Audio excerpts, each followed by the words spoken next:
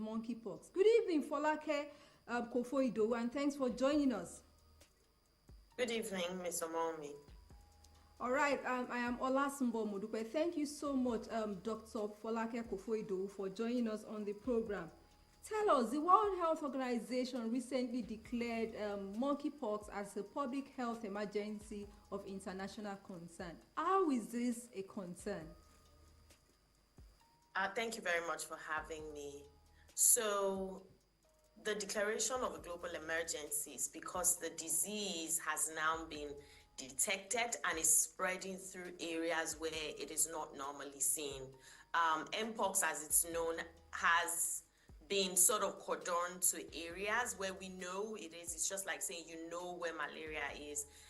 It's been in certain parts of the world, but it's not been spreading, and whatever efforts has been done to try to curtail that. But unfortunately now, because we had an outbreak in 2022, and now they're seeing variants in European countries, and it's beginning to spread, and that's why it's now a global emergency, because it's something you would normally not find in that area, and the rate of spread is really, really fast. All right, why is it called monkeypox? Is the disease spread by monkeys? Let me ask, because I'm sure that is what viewers are also curious about. I think it was because originally they suspected that humans contacted it from primates. And that was why, and that was somewhere in the 1950s. So that was why it was named after that. Or, well, after that, it was named monkeypox because of that. And then they also did find traces of that in monkeys in those areas where they first detected it in humans. Okay, what do you know about this disease? Are there cases already in Nigeria?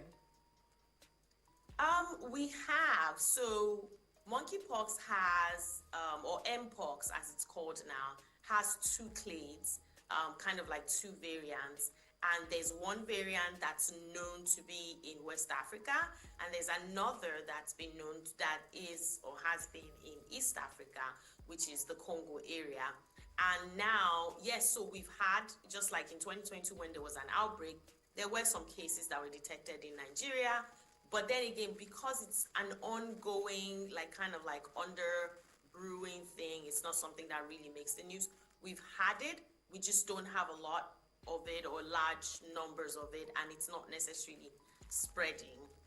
So that's, I guess, so basically that answers the question, do we have it here? In terms of what we know about it, it's a viral infection, and it is from the same family as smallpox. And it's so it's a pox virus. That's the simple English name, but it's kind of, I think it's called what is it called? Orthoviridae. So it's a type of virus. It's a family similar to smallpox, and contacting it or contracting it is unfortunately for this one, it's a wide range of things, a spectrum. So sharing space with someone, just human to human contact, touching or getting in contact with the rash or the secretions from the rash is contagious. Respiratory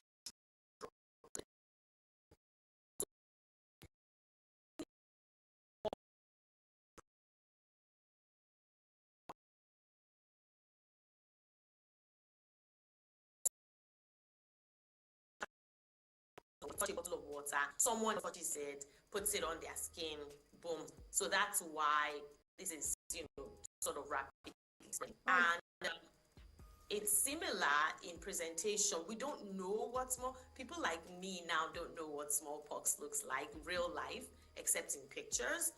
So the closest people could maybe mentally relate it to is probably chickenpox. But it starts and it looks different from chickenpox. But again, the way it starts, you have like a flat rash. That rash starts to swell, and when it starts to swell or raise, it becomes painful, it becomes itchy, and then from there, that swelling now has clear fluid, which is what chickenpox rash looks like. It looks like a blister, and that blister now the fluid turns into pus, and that pus will rupture and it becomes an open scab. So from the time the person gets infected and their body is brewing it before the rash shows till the last scab heals, that period can last between 5 to 21 days, and people are infectious in that period.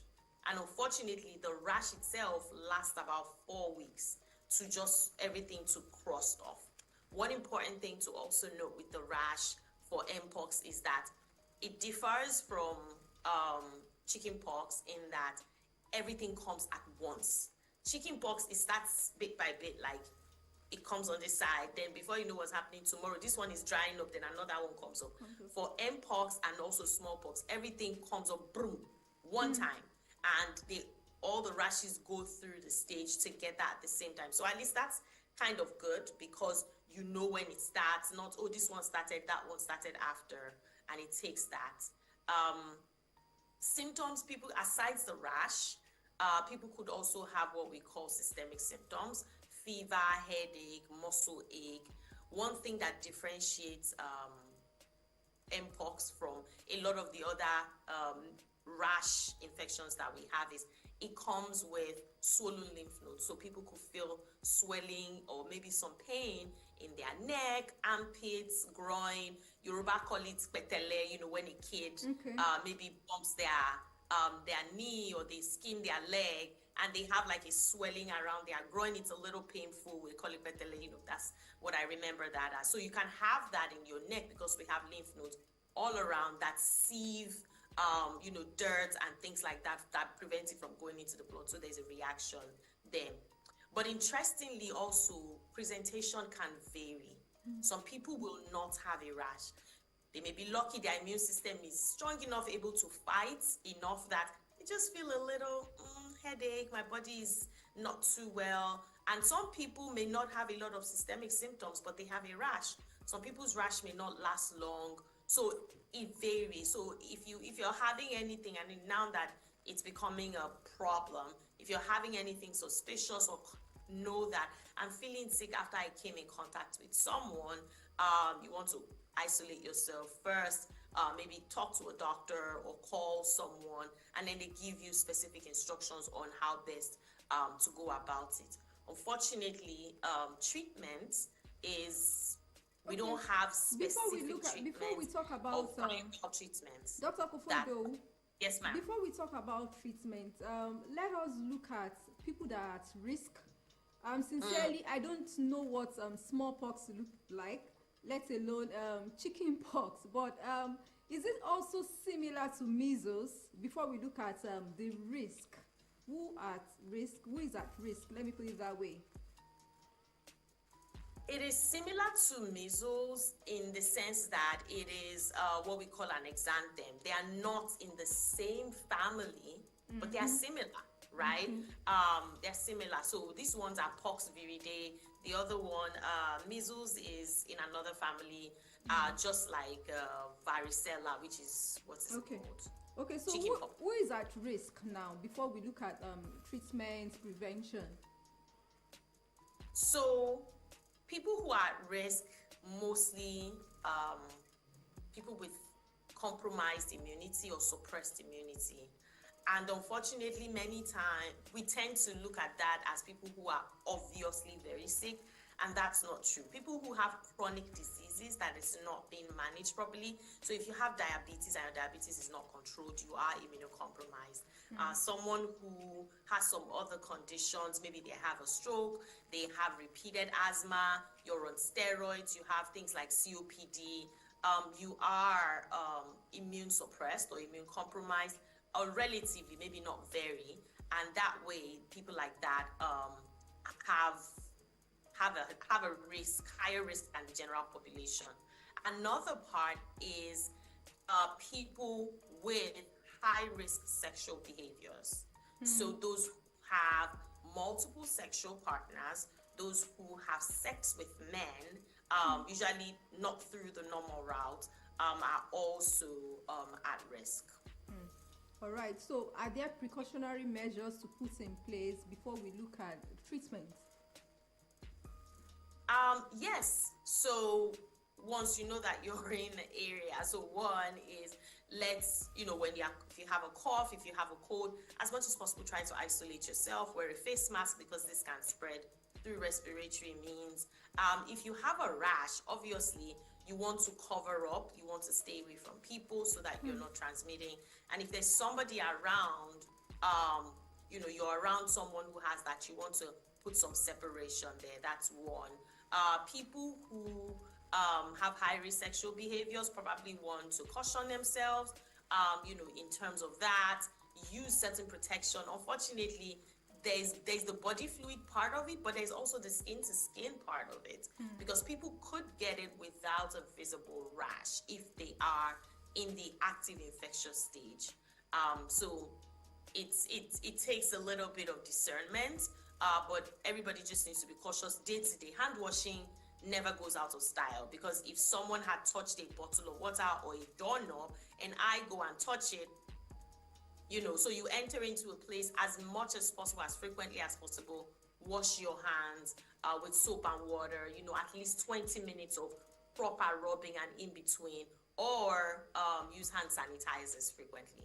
All right, what about public health precautionary measures? Because I know the NCDC as well as the World Health Organization have announced some steps in place, but what are we supposed to do as a public, as a community? So as a community, one of the things that could have been good is if we had the vaccine here in Nigeria.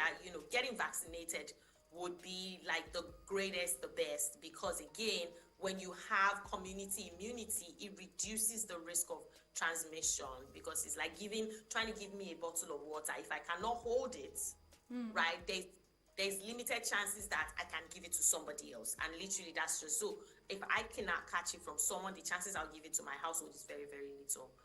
So vaccination would have been the best, and I hope that, we would be able to get the Jynneos vaccine really soon. But again, people who are infected, precaution, don't scratch, wash your hands, isolate yourself, cover up when if you have a cough or respiratory symptoms, and people who are around sick people also, you want to wash your hands, you want to wear, face covering around them so that you don't inhale.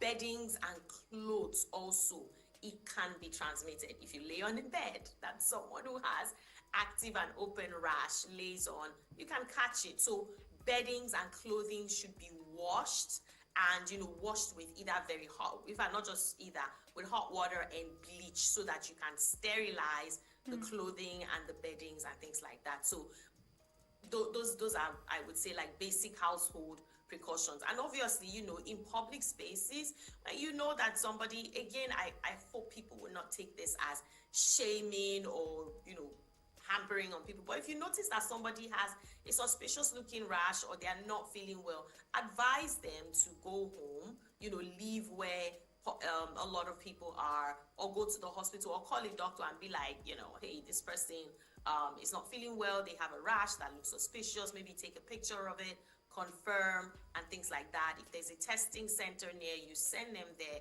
early, so that they can get away from large crowds quickly. Is this disease treatable? Not exactly. Viral illnesses generally on their own are self-limiting, so they will run their course and die out, right? When we were young, we had chicken pox, they would just let us wait it out. It will die out. But unfortunately, the problem is the spread in the process of waiting.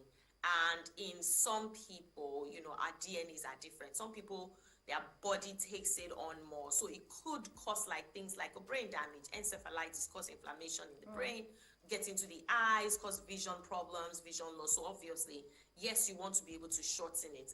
In some places, they have tried, in extreme cases where someone is very ill, they've tried using certain medication that was created for smallpox because they are similar, but it's not been fully approved for smallpox, for mpox. So there isn't any fully approved treatment for it, but off-label use, as they would say, of certain medications can be used. All right, Dr. Kofoido, your final words, call to action as we wrap up now.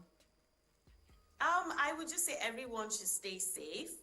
Everybody has a responsibility to themselves, to their family, and to their community. People should not be selfish. Please, if you are not feeling well, avoid the public as much as possible. Wear a face mask, to cover your nose. Wear clothing at the very least if you feel you have to go. Wear clothing that covers up so it reduces contact. If you are not feeling well, please reach out to a health professional ASAP. And everybody should please wash their hands as much as possible, as frequently as possible. And if you can wear a face mask, that would be awesome. All right, you have the responsibility to protect yourself, your loved ones, and the community. Report symptoms early enough to the nearest health facility. Dr. Folake Kofoido, infectious disease expert, thank you so much for your time and expertise on monkeypox.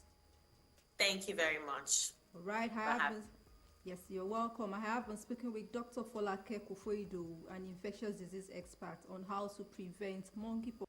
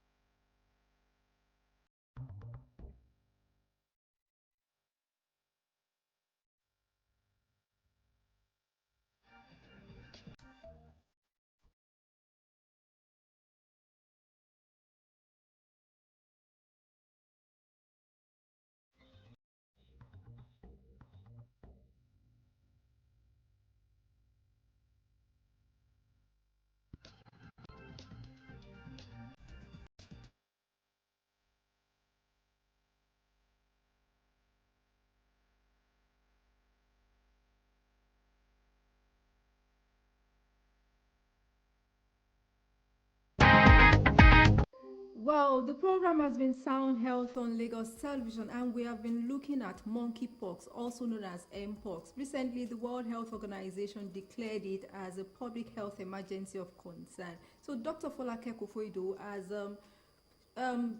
explained or given us some tips, precautionary measures to embrace or to adopt to reduce the spread of this disease. Please report symptoms like rashes. We are experiencing uncommon rashes, fever, chills, headache. Report them to the nearest health facility. Protect yourself. You also need to wear the face mask. There is no treatment for this disease. There is no treatment for monkeypox. But for now, precautionary measures is the way to go. This is where we say thank you on today's episode of Sound Health. If you have topics you'd like us to treat or comments, please send SMS to 0035826603 or follow us on social media at Lagos Television #Sound Health. A sound health is a sound mind. Make healthy living your choice.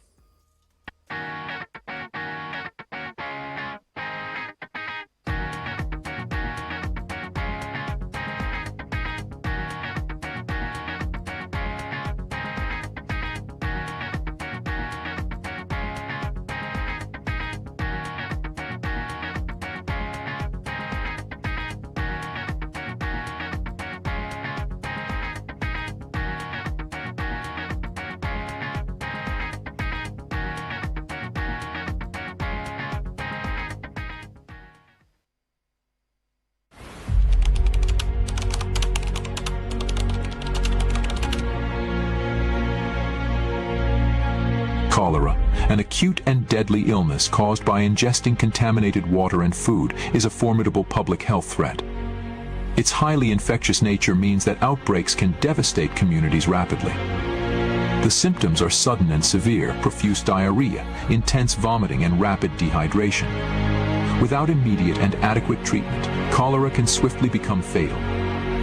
Yet, despite its severity, cholera is both preventable and treatable.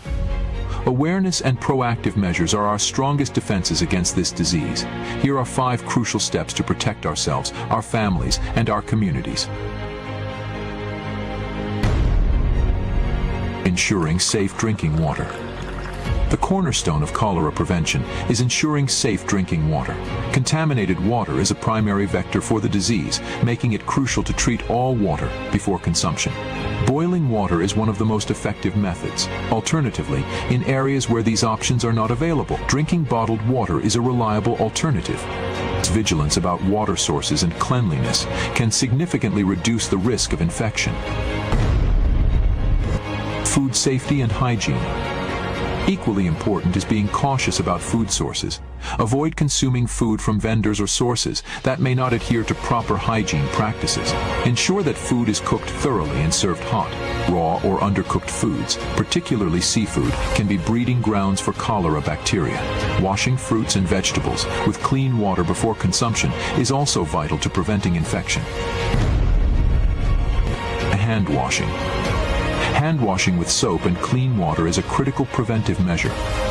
Hands are a common vehicle for the transmission of infectious diseases, so it is important to always wash hands before eating, after using the restroom, and whenever they are visibly dirty. This simple practice can drastically reduce the transmission of cholera and other communicable diseases. Community sanitation and waste management.